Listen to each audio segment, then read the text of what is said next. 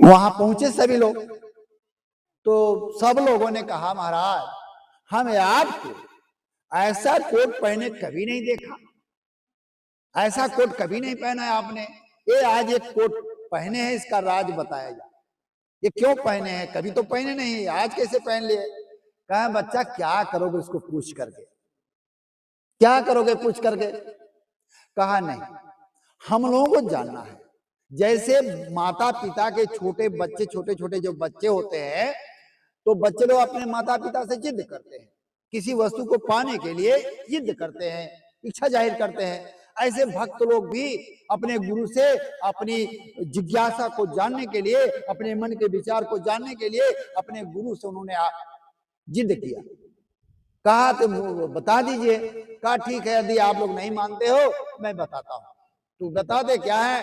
कहा बच्चा मैं रात में सोया था, तो सोए सोए मैं देख रहा हूं कि पंजाब राज्य से 2 बंदे आ रहे हैं, और वो आ रहे हैं नामदान लेने के लिए, वो नामदान लेने के लिए आ रहे हैं। लेकिन मैंने देखा उनके कर्म को, जब देखा तो उनका कर्म बहुत गंदा था, और वो आ रहे थे किसी काम में, अपने संसार की वस्तु पाने के लिए, साधन भजन करने के लिए वो नहीं आ रहे थे। उन्होंने ये गुरुदेव जी ने इसे बताया। कहा बच्चा उनके इतने गंदे कर्म थे, इतने गंदे कर्म थे, इतने गंदे कर्म थे। उन्होंने कहा कि अगर चूल्हा के ऊपर में नीचे आग जला दो और ऊपर में तावा रख दो, और तावा के ऊपर में क्या रोटी नहीं, पूड़ी नहीं। उन्होंने कहा कि तावा के ऊपर में वो पंजाब राज्य के जो बंदे थे, जो आ रहे थे नामदान लेने के लिए, जो मिले थे, जो मुझसे मिला, उनके कर्म इतने गंदे थे, उनके कर्म इतने गंदे थे। कहा कि रात दिन 24 घंटा, कितना 24 घंटा यदि उनके कर्म को जलाया जाता, उनके कर्म को जलाया जाता, फिर भी उनके 7 जन्म, कितने जन्म, 7 जन्म उनके कर्म को जलाया जाता, फिर भी उनके कर्म नहीं जलते, इतने गंदे थे वो लोग, इतना कर्म उनके ऊपर लगा था। अरे भैया एक शरीर पर बढ़िया बढ़िया कपड़ा लाद लेना, बढ़िया बढ़िया सेंट वाला तेल लगा लेना, बढ़िया बढ़िया मोजा जूता लगा लेना, चलना ये बहुत बड़ी चीज नहीं है कि बहुत अच्छा आदमी होगा। वो अच्छा आदमी नहीं है। अच्छा आदमी तो उसे कहते हैं जो कि उस परमात्मा से जिसका नेह लगा हो, उस परमात्मा जिसकी तार जुड़ा हो, जो सुमरन ध्यान भजन करता हो, जिनके विचार अच्छे हों, जिनके संस्कार अच्छे हों। ये चोला आपको मिला है कुछ दिनों के लिए, अच्छे कर्म करने के लिए, ये आपके सही होनी चाहिए। ये अगर सही नहीं है तो ये सब बेकार। तो उन्होंने ये बताया। तो हे प्रेमी भाई बहनों, संत महात्माओं के सामने दीनहीन बन करके, छोटा बन करके जाइए, और उनकी मौज जो हो जाएगी आपको दुआ के रूप में मिल जाएगी। आपको सबसे बड़ा दौलत तो नाम रूपी दौलत मिला है, नाम रूपी दौलत आपको मिल गई, इससे बढ़कर कोई दौलत नहीं हो सकती है।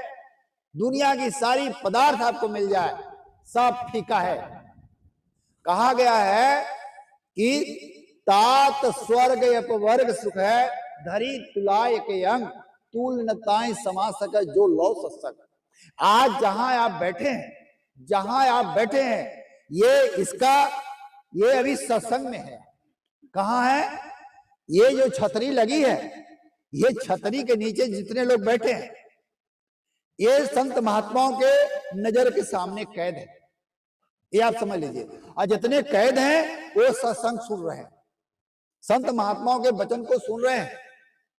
और जितने लोग सत्संग सुन रहे हैं, जो अपना घर का काम धाम छोड़ के थोड़ा सा समय निकाल करके आप जो यदि काम कर रहे हैं, बहुत अच्छा काम कर रहे हैं।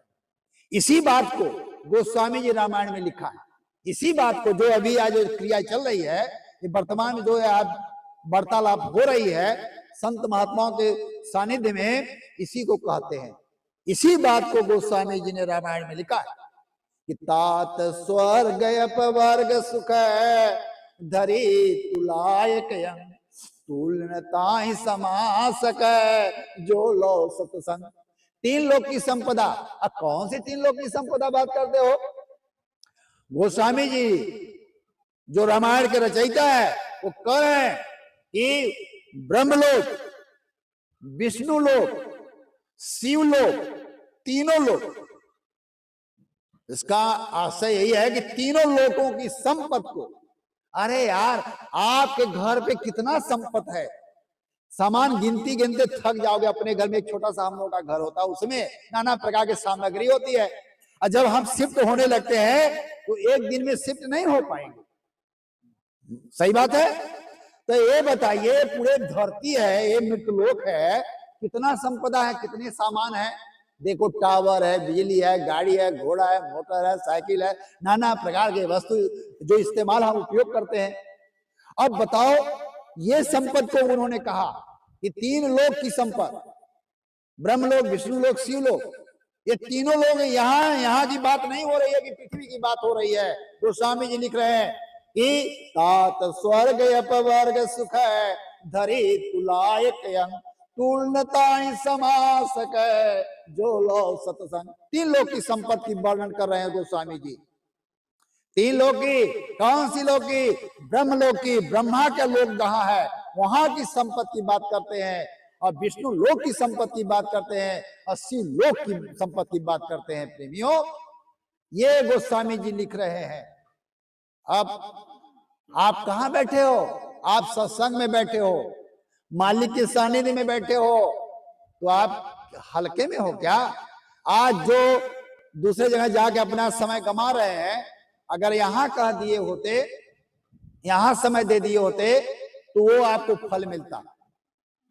इतना ऊंचा आपको चीज मिल रहा है, इतना ऊंचा चीज मिल रहा है। तो आज जब गोस्वामी जी ना लिखे तो क्या हम इसको बोल पाते? क्या बोल पाते? न बोल पाते। हमको प्रमाण देने के कहां मिलता। इसीलिए इस बात को हम आपको समझिए कि किनके सानिध्य में है।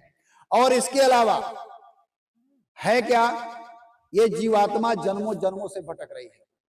सतयुग, त्रेता, द्वापर, कलयुग, ये चारों युग इतने बार आए हैं कि आप उनका गिनती नहीं कर सकते।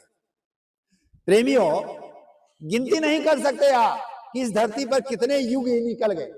आप अपने उम्र की ख्याल कर रहे हो कि जो 70 साल का उम्र ले बैठा है, कोई 75 साल का उम्र ले बैठा है, कोई 40 साल का उम्र ले बैठा है, कोई 100 साल का उम्र ले बैठा है। अपने उम्र की गणना आप कर रहे हो कि हम इतने दिन रहेंगे, 90 साल, 70 साल। लेकिन वो महापुरुष बता रहे हैं, तब आपको चिता रहे, समझा रहे हैं कि अरे इसको हल्के मत लो, जहां बैठे हो इसको हल्का मत समझो, इनको हल्का मत समझो। ये सतयुग, त्रेता, द्वापर कितने बीत चुके, इसका गणना आप नहीं लगा सकते। गणना वेदों में है, उसका गणना अलग बताया गया, कोटानी कोटि युग विजय। तो कितने लोग आज यहां धरती पर नहीं आए होंगे, कितने गए होंगे। तो ये आप देख रहे हैं लख 84 के जीव में, प्राणियों में जाना पड़ रहा, उनके खोल में आपको जाना पड़ेगा। अरे बड़े धन, बड़े भाग्यशाली आप हो कि मनुष्य का शरीर मिला हुआ है। और जब मनुष्य के शरीर में रह करके आप अपने आप को चेता नहीं, अपने जीवन को संभाला नहीं, अपने जीवन को संभाला नहीं, अपने आप को चेता नहीं, तो धिक्कार है ऐसे जीवन को जो कि सत्संग में नहीं आते, संत महात्माओं के वचन को नहीं सुनते और संत महात्माओं के इशारे पर नहीं चलते। ये सब ये संसार, जिस संसार में हम लोग विचरण कर रहे हैं, जिस संसार में हम मौज मस्ती ले रहे हैं, ये संसार जो है, ये संसार पानी के बुलबुले के समान है। जैसे पानी को हम जैसे टच करेंगे वो आपके हाथ में आने वाला नहीं है, वो आपके हाथ से छू हो जाएगा। तो ये संसार क्या है? पानी का बुलबुला। ऐसे हम जगह पर हैं, ऐसे चीज को पकड़ना भी चाहते हैं। तो हर आदमी पानी के बुलबुले जैसे वस्तु को पकड़ना चाहता है। अच्छा ये बता दीजिए कि इस संसार में कौन सा ऐसा चीज है जो अजर और अमर हो? कोई इसमें से बंदा बता दे, कोई उदाहरण दे दे इस दुनिया में जो अजर और अमर हो, कभी नष्ट नहीं होता है। कोई है बताने वाला? कोई नहीं है इसमें कि बता दे कि यही सत्य है, वो अजर और अमर है। दुनिया में सबसे कहा कि सबसे बड़ी कीमती, बेशकीमती मानव शरीर होता है। जब आपका मानव शरीर भी अजर और अमर नहीं है, एक दिन हमें श्मशान घाट में जाना पड़ेगा और हमारे शरीर पर श्मशान घाट में श्मशान घाट में क्या कर देंगे? श्मशान घाट में हमको ले जाएंगे और इसको नष्ट कर देंगे और इसका बनेगा क्या? राख। ये शरीर को ही खत्म कर देते हैं। ठीक है, तो क्या है कि जब मनुष्य का से इतना बड़ा दुनिया में सब कुछ कर रहे हैं आप, किसके लिए? अपने बच्चों के लिए, अपने लिए, अपने परिवार के लिए, रिश्ते के लिए, और उनके लिए आप छल करते हो, बेईमानी करते हो, दूसरे को धोखा देते हो, दूसरे को लूटते हो, खसोटते हो, और अंत में आपको मिला क्या? आपको कुछ मिला क्या? आप मिलेगा क्या कुछ? आपको कुछ नहीं मिलेगा। आपको बंधुओं, हे प्रेमियों, आपको कुछ नहीं मिलेगा। आपके साथ में केवल एक है, एक नाम आपको मिल गया। आप साधना कर लीजिए। कलयुग केवल नाम आधारा का, कलयुग केवल नाम आधारा, सुमिर सुमिर नर उतरहु पारा। ये रामायण में लिखा है। इसी बात को गोस्वामी जी संत पुरुष भगवान बोल दिए कि ये तुम्हें पता नहीं है, तुम तो बकुला बने हुए हो, सब पकड़ना चाहते हो, हैं? बकुला का स्वभाव लेकर बैठे हैं हम लोग बकुला का स्वभाव लेकर बैठे हैं। जो मिला सब भक्ष लो, जो कुछ सुनो सब ले लो। ये है स्थिति। नहीं, ऐसा नहीं। सत्संगियों को हंस का स्वभाव होना चाहिए। हंस का स्वभाव यदि नहीं हुआ, अब बकुला रूप धारण करके बैठे हो, तो फिर समझ लीजिए आपका ये समय गमाना व्यर्थ है। ये समय जो गमा रहे हो व्यर्थ है। तो कहने के आशय ये है कि सतयुग त्रेता द्वापर कितने बीत गए, लेकिन हम लोग यहीं बैठे हैं। कहाँ बैठे हैं? यहीं बैठे हैं और यहीं विचरण कर रहे हैं। हमारी मोक्ष मुक्ति नहीं हुई। अगर मोक्ष मुक्ति हो गई होती, कोई संत पहले मिल गए होते, तो हम इस धरती पर यहाँ ना बैठते, ये नदी किनारे। इसलिए हमको मोक्ष करने वाला कोई संत सदगुरु नहीं आया पहले। अगर आया भी नहीं तो हमारा भाग्य भी नहीं था। कहा, जब मैं था तब तुम नहीं, जब तुम तब मैं नहीं। जब हमारे पास अच्छे संस्कार थे, तब समय के वक्त के महापुरुष नहीं आए, और जब समय के महापुरुष से आए तो उस समय हमारा मतलब शरीर तो था लेकिन विवेक नहीं था। हमारे संस्कार उस समय नहीं थे। तो जब ये दोनों का मिलन नहीं हुआ, जब गुरु आए तब मेरा मिलन नहीं हुआ, तो इसीलिए प्रतिद्वंद रहते हैं। इसमें कोई संशय नहीं। इसलिए बड़े भाग्य है कलयुग में, इस कलिकाल में, इस कलयुग में, घोर कलयुग में आप कितने अच्छे संस्कार थे, कितने अच्छे संस्कार थे। संत महात्माओं ने लगाई आवाज, छोड़ दिया संसार में। और कैसे छोड़ा है आपको बताता हूं। आपने देखा होगा कि चुम्बक जानते हैं आप? चुम्बक कितने लोग जानते हैं? चुम्बक एक तरह का वस्तु होता है, धातु होता है। वो चुम्बक से यदि आप ऐसे कहीं पर ऐसे कर दो, वो लोहे को पकड़ता है। किसको पकड़ता है? लोहे को पकड़ता है, और किसी चीज को नहीं पकड़ेगा, दूसरे धातु को नहीं पकड़ेगा। ठीक इसी तरह से संत महात्मा जिसके संस्कार अच्छे होते हैं, संत महात्मा आवाज लगाते हैं धरती पर, आवाज लगाते हैं। जिसके संस्कार होते हैं वो चुम्बक के समान पकड़ लिए जाते हैं और उनको नाम दान दे दिया जाता है, और उनसे सुमरन ध्यान भजन कराई जाती है, सत्संग में बुलाया जाता है, उनके ये सेवा करा करके उनके कर्म को साफ किया जाता है। जो आप सत्संग में आते हैं और जहां कार्यक्रम होते हैं वहां आपने सेवा कर दिया, सेवा कर दिया, तो आपके सारे गंदे जो कर्म है जलते हैं। और जब आज गंदे कर्म जलेंगे, अच्छे कर्म आप रहेंगे, तो आपको सुमरन ध्यान भजन करने देगा। अगर नहीं रहेंगे तो सुमरन ध्यान होगा ही नहीं। तो मेन काम है सुमरन ध्यान भजन। तो जीवात्मा हमारी ये फंसी हुई है, हम आप सब फंसे हुए हैं। तो इसी फंसने के न फंसे, इनको निकालने का रास्ता जो है संत महात्माओं के पास होता है। संत महात्माओं के पास हो गया तो ऐसे आसान थोड़ी है। आपको नाम दान दे दिया गया। प्रेमी भाई ध्यान से सुनिएगा, जितने लोग हैं बड़े ध्यान से सुनिएगा, उतने में काम बनने वाला है।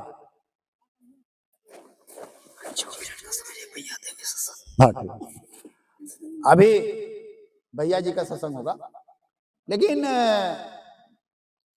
जो ये जीवात्मा है इसको निकाल, एक इतना आसान तो है नहीं कि हमारे कर्म इतने अच्छे हैं कि हम सफल हो जाएंगे। ये शक्तियां जो होती है। आपको जय गुरुदेव महाराज ने नामदान दे दिया, तो उन्होंने कहा कि जय गुरुदेव नाम मेरा नाम नहीं है। सुनिए बड़े ध्यान से, स्वामी जी महाराज कहा जय गुरुदेव नाम मेरा नाम नहीं है। जय गुरुदेव नाम किसका है? तो फिर आप बोलते हो भगवान का, ईश्वर का, खुदा का, गॉड का, परमात्मा का, सच्चिदानंद का, यही ना बोलते हो। तो जय गुरुदेव नाम ये बोला कि जय गुरुदेव नाम मेरा नाम नहीं, जय गुरुदेव नाम उस प्रभु का है, परमात्मा का है। इतना तो बात आपके समझ में आ गई। तो आपने जय गुरुदेव नाम को, स्वामी जी महाराज ने नाम को जगा के आया, उस नाम में पावर दिया, संकल्प करके पावर दे दिया। उस नाम को जो उस भक्त का लोग भजेंगे उनका बेड़ा पार होगा, ये बात इसमें है। तो जब आपने उस नाम को भजा, तो ये बताइए जिसका आदि मुझे अगर कोई बुलाएगा, DN सिंह जी हमको बुलाए तो हम सिमरिया से चले आए और इनके कार्यक्रम के पहले चले आए। इनका ट्रैक्टर आया तभी मैं चला आया, क्योंकि दिल से इन्होंने पुकारा और बार बार पुकार रहे थे। रोज 1 घंटा मतलब 5 मिनट बनाना, लेकिन रोज कॉल आती है। तो इससे क्या होता है? आत्मीयता बढ़ती है। तो आप भी सुमिरन जब करते हैं तो उस परमात्मा से आत्मीयता बढ़ती है। क्या बढ़ती है? आत्मीयता बढ़ती है, प्रेम बढ़ता है। तो जब प्रेम बढ़ता है तो क्या होता है? जब प्रेम बढ़ता है तो अपने आप खींचता है। तो आपने जय गुरुदेव नाम का को सुमिरन किया, जय गुरुदेव नाम सच्चे दिल से सुमिरन किया, तो जय गुरुदेव सामने आपके आ गए। कोई माने या ना माने, लेकिन जय गुरुदेव का हृदय से सुमिरन किया है, जय गुरुदेव जो नाम को जगाया, जिस नाम को जगाया वो साक्षात सामने आपके सामने खड़े, वो खड़े हैं आपकी मदद कर। स्वामी जी कहा जब जय अच्छे संकट में आप फंसना, जय गुरुदेव नाम को 21 बार का उच्चारण कर लेना, आपके सामने आप मदद करने वाला कोई ना कोई आएगा। ये कहा कि कोई ना कोई आएगा, तो तुम्हारी मदद करने के लिए तुम्हारे बीच में वो उपस्थित है। अब आपको करना क्या है? अब वो जो कहेगा कि बच्चा ऐसा करो, ऐसा करो, ऐसा करो, ऐसा करो, तो आपको ऐसा करना पड़ेगा। और कहीं अगर उसको भी आप चूक गए, उस समय को आपने चूक दिया, तो फिर जैसे संसार में गूंगा गुरु बहरा चेला नरका कुंड में हो ठेली ठेला, ऐसे दुनिया में जन्म रहे और मरे। जन्मते मरते समय जो पीड़ा होती कागज के पन्ने में लिखा नहीं जा सकता है। हे प्रेमी भाई बहनों, तो वो भी ये जिस संसार में आप हो, काल माया के देश है। ये किसका देश है? ये काल माया का देश है। एक काल माया देश में बहुत सारी देवी देवताएं हैं, बहुत सारे देवी देवताएं हैं। उनके सामने आप कुछ भी नहीं हो, उनके सामने कोई आपकी साधना नहीं है। जब इनकी सब की जब सहयोग रहेगा, जब इन सब का मदद रहेगा, कहें भाई ये अच्छा आदमी है, जाने दो, अच्छा आदमी है, जाने दो, उधर जाओगे वो भी कहेंगे अच्छा आदमी है, जाने दो, इधर जाओगे कहें अच्छा आदमी है, जाने दो। हर तरह से सारे देवी देवता तुम्हारी मदद कर देंगे। मदद कैसे करेंगे? वो अनामी महापुरुष का, वो अनामी महाप्रभु का हुक्म है कि हमारे बच्चे हैं, इनको किसी भी तरह से इनको पार करना है, तो वो उनका हुक्म रहेगा। यहाँ का जो मालिक बैठा है, इनके जो पहरेदार हैं, जैसे अभी बताओ बैरियर पर क्या प्रधानमंत्री पहरा करने आते हैं? गाड़ी पकड़ने प्रधानमंत्री आएगा? कलेक्टर आएगा? नहीं आएगा। कलेक्टर नहीं आता है, प्रधानमंत्री आए, मुख्यमंत्री नहीं आते हैं, राष्ट्रपति नहीं आता है, कौन आता है? कर्मचारी। कौन? जिसको सेवादार कहते हैं। तो बैरियर पर सिपाही बैठा है, तो तुम गलत काम करोगे तुम्हारी गाड़ी पकड़ी जाएगी। ठीक इसी तरह से जब जो अनामी महाप्रभु का हुक्म है कि आपको ऐसा करना है, जो अच्छे कर्म करेंगे उनको छोड़ देना, और जो गंदे कर्म करेंगे, जिन जो महात्माओं के वचन को नहीं मानेंगे, उनकी बैरियर लगा देना, उनका FIR दर्ज करना, उनको न्यायालय में पेश कर देना। ये है, ये विधान है। अब आप इस विधान को नहीं समझते, नहीं समझ रहे, तो अब क्या करें भाई? संत महात्मा क्या करें? तो उन्होंने हुक्म लगा रखी है। तो जब अब आपको वो समय आ गया है, कलयुग में केवल है, देखिए वो चौपाई बता रही है, अलग से बात नहीं कर रहा है। कलयुग केवल है नाम धारा, सुमिर सुमिर नर उतरहु पारा। कि अगर ऐसा होता, 4 युग में सबसे श्रेष्ठ अगर सतयुग होता, सतयुग जब होता तो लिख देते सतयुग केवल नाम धारा, सुमिर सुमिर नर उतरहु पारा। नहीं लिखा। किसने? लिखने वाला कौन था? वो स्वामी जी थे। तो उन्होंने नहीं लिखा, न तो सतयुग का वर्णन किया, न तो त्रेता का वर्णन किया, न तो द्वापर का वर्णन किया। केवल कि चारों युगों में से सबसे श्रेष्ठ युग, यानी आपका कल्याण करने वाला युग, ये कलयुग है। हे प्रेमी भाई बहनों, थोड़ा ध्यान से सुने। आपका मदद करने वाला, आपका मदद करने वाला, आपको पार उतारने वाला ये कलयुग ही समय है, क्योंकि ये कलयुग का सबसे अच्छा समय है। इस कलयुग में जो जिसका जन्म हो गया और ये संत महात्माओं के सानिध्य में चला गया और इनके हुक्म का पालन किया, इनके चरणों की सेवा की, नकुआ दर्रा, वो व्यक्ति के लिए रास्ता है। उसके लिए नाम रूपी जहाज लेकर संत सदगुरु आए हैं। और अब इसका विधान जो है बहुत कुछ है, अंदरूनी रहस्य तो बहुत कुछ है। अब उसको सब अब एक ही दिन तो हो नहीं सकता, जब कभी मिला थोड़ा थोड़ा पॉइंट में बता दिया जाएगा। लेकिन ये आप समझ लीजिए, जो शक्तियां हैं, और तीसरी शक्ति आपके सामने रूबहू जैसे बच्चा हो, जैसा भाई हो, और आपसे दुलार करता है, प्यार करता है। कभी उसके वचन आप ऐसे नहीं देखे होंगे। तो ये भी बात है। लोग कहते हैं कि क्या है, बोले सत ओम जय गुरुदेवाय नमः, सत ओम जय गुरुदेवाय नमः। गोस्वामी जी महाराज रामायण में लिखते हैं, गोस्वामी जी महाराज रामायण में लिखते हैं, क्या लिखते हैं? हे प्रेमी भाई बहनों, क्या लिखते हैं? लिखते हैं कि लिखते हैं कि काल में तिनकर भ्राता, शुभ अशुभ कर्म फल दाता। ये तो लिख दिया उसमें। जिसके भय से आप कांप रहे हो, जिसके भय से आप यहां रुके थे, हे प्रेमियों सुनिए, आप उन्हीं की वजह से रुके हो, क्योंकि उनकी भक्ति आप नहीं कर सकते, नहीं कर सकते आप भक्ति। आपके पास वो ताकतें नहीं है, अन्य तो वो सामग्री है तुम्हारे पास, इसलिए उस काम को तुम नहीं कर सकते। इसीलिए जब नहीं कर सकते तो संत सदगुरु का हुक्म है। किसका हुक्म है? संत सदगुरु का हुक्म है कि जाओ धरती पर, हमारे बच्चों को यहां से निकालो। तो वो आए, गोस्वामी जी लिख रहे हैं, काल में तिनकर भ्राता, अशुभ अशुभ कर्म फल दाता। मैं कालों के काल महाकाल हूं, मेरे काल दाल से कोई बच नहीं सकता। ये तो रामायण में लिखा है। तो आप कहां बच पाओगे? क्या तुम्हारी बुद्धि लगेगी, तुम्हारी ऐठन चलेगी, तुम्हारा होशियारी चलेगी? नहीं चलेगी प्रेमी भाई बहनों। वो तुम्हारी मदद करने वाला है, वो तुम्हारी मदद करने के लिए तुम्हारे भाई जैसे बन के बैठा है। वो मालिक बैठा है, जैसे अब क्या बताए, समय नहीं है, लेकिन उदाहरण देके गुरु महाराज ने बताया हम आपको, पत्रिका उठाएंगे सब कुछ मिलेगा, और बिना पत्रिका पढ़े आपको समझ भी नहीं आएगा। एक बादशाह था, तो वो उनका बड़ा हुक्म चलता था, बहुत तानाशाही चलता था राजा बादशाहों का, जो जानते हो कैसे होता है। तो वो जो है सब देश छोड़ के उनके प्रजा भाग गई। कहाँ भाग गई? दूसरे देश में चली गई। तो राजा वो था, तो राजा सोचा कि बिना ये राज्य कैसे चलेगा? अगर राज्य में अगर प्रजा नहीं है तो राजा किस काम का? जब राजा है प्रजा रहेगी, अब प्रजा रहेगी तब राजा है।